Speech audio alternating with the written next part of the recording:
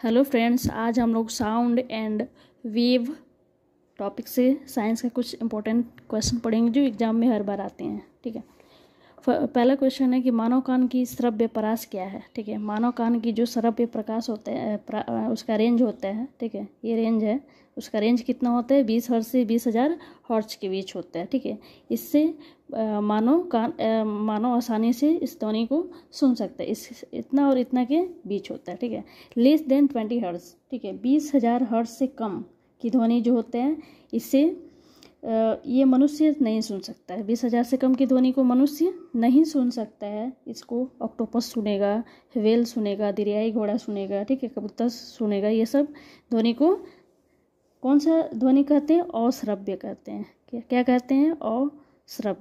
अश्रव्य ध्वनि कहते हैं। ठीक है, ये ध्वनि को। ठीक है, और मोर देन 20,000 हर्ट्ज यानी 20,000 हर्ट्ज से ध्वनि के ऊपर ध्वनि को इसे हम कुत्ते बिल्ली आदि सब सुनते हैं। ठीक है, इस ध्वनि को कुत्ती बिल्ली आदि सुनते हैं, इसे हम पराध्वनि, ठीक है, पराश्रव्य ध्वनि कहते हैं। ठीक है, पराश्रव्य ध्वनि कहते हैं।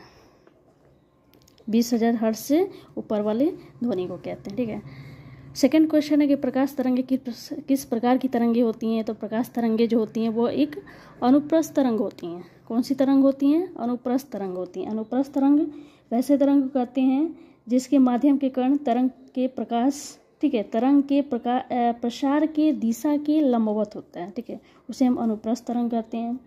जो अनुप्रस्थ तरंग होता है ये एक प्रकाश तरंग भी है और ये विद्युत चुम्बकीय तरंग भी होता है। ठीक है, और अनुदैर्ध्य तरंग जो होता है ये एक ध्वनि जो होता है वो अनुदैर्ध्य तरंग होता है। ठीक है, थर्ड क्वेश्चन के बारे में बात करेंगे। निम्न में से कौन सा विद्युत चुम्बकीय नहीं है? विद्युत चुम्बकीय अल्फा रेज नहीं है। ठीक है, विद्युत चुम्बकीय अल्फा रेज नहीं है। ठीक है, इसको छोड़ के ये गामा रेज, एक्स रेज, ठीक है, ये सब विद्युत चुम्बकीय तरंग होता है। फोर्थ क्वेश्चन है, निम्न में से किसके पास उच्च ऊर्जा स्तर और छोटा तरंग दैर्ध्य होता है? पराबैंगनी रेज, ठीक है, पराबैंगनी किरणें के पास होता है।